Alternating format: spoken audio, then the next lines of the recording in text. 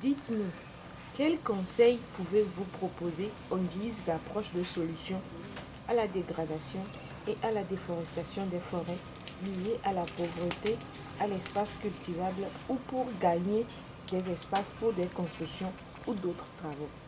Oui, je pense que par rapport à ça, il faut travailler sur plusieurs axes, hein. Vous avez dit par rapport à l'agriculture. Donc nous devons faire en sorte que notre agriculture soit une agriculture performante, qui émet moins le CO2 et qui est adaptée au changement climatique. Ça veut dire quoi? Ça veut dire que nous allons faire de telle sorte que si quelqu'un a un hectare et qu'il cultive, qu'il puisse récolter par exemple 4 tonnes, 5 tonnes. Au lieu d'emblaver par exemple 2 hectares ou 10 hectares pour récolter la même quantité de produits. Donc il faut qu'on agisse sur l'aspect agriculture. Il faut que l'agriculture soit performante. Et pour ça, il faut par exemple des variétés améliorées. Il faut par exemple des stratégies pour améliorer la fertilité des sols. Il faut par exemple la maîtrise de l'eau, ne serait-ce que la maîtrise partielle. Donc, pour lutter contre la dégradation des forêts et la déforestation, ça veut dire que les gens, les parcelles qu'ils ont aujourd'hui affectées pour l'agriculture, ils arrivent à produire en quantité et en qualité suffisante pour pouvoir subvenir leurs besoins. S'ils n'arrivent pas à produire, ils seront amenés à aller chercher là où la terre est plus fertile et peut-être c'est dans la forêt, ils vont couper, etc. L'autre élément sur lequel il faut travailler, c'est aujourd'hui nous avons des reliques, disons, de forêt. Il faut pouvoir gérer durablement ces forêts-là. Mais aussi, il faut pouvoir accroître le patrimoine forestier. Et pour accroître le patrimoine forestier, nous devons travailler sur le foncier. Ça, c'est clair. Aujourd'hui, si les gens veulent planter les arbres, et ils n'ont pas de terre. Alors que d'autres ont par exemple de terre, ils ne veulent rien faire. Donc ça veut dire que nous devons travailler sur le régime foncier et améliorer cela pour faire des réformes si on veut aller plus loin. C'est pour ça aussi, l'autre axe, c'est l'aménagement du territoire. L'aménagement du territoire, aujourd'hui par exemple, vous allez voir que nos villes grandissent beaucoup. Et au détriment de quoi? C'est au détriment par exemple des espaces boisés. Alors donc il faut une politique d'aménagement qui permet, par exemple, d'avoir des villes, etc., mais qui ne s'étendent pas indéfiniment. Et l'autre aspect sur lequel on va travailler, c'est l'énergie. Pourquoi les gens coupent les arbres, etc.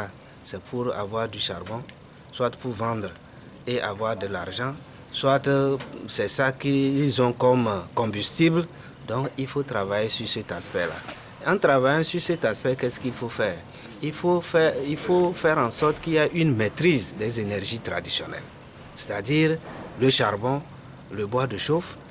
Quand quelqu'un, par exemple, coupe un tronc d'arbre, au lieu, par exemple, de produire un sac de charbon parce que la technologie de carbonisation est traditionnelle, on doit améliorer de telle sorte que ce tronc d'arbre-là puisse produire, par exemple, 4 sacs ou 5 sacs. La deuxième chose par rapport au combustible, à l'économie du combustible.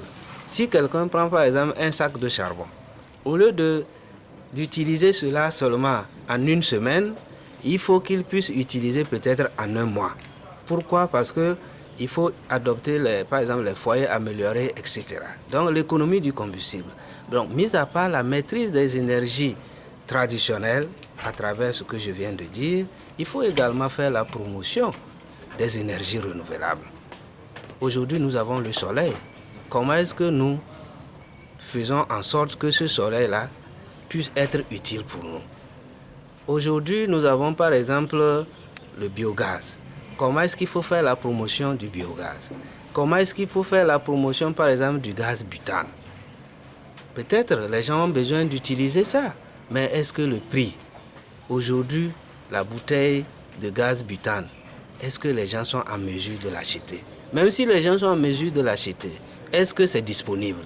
Donc c'est sur ces éléments-là qu'il faut travailler. La promotion des énergies renouvelables tout en essayant de maîtriser les énergies traditionnelles.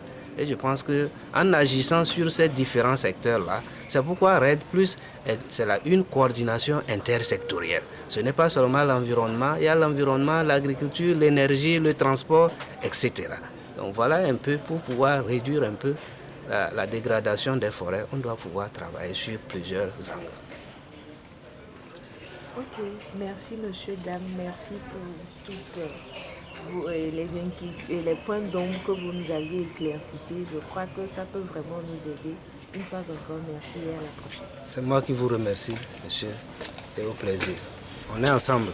Oui.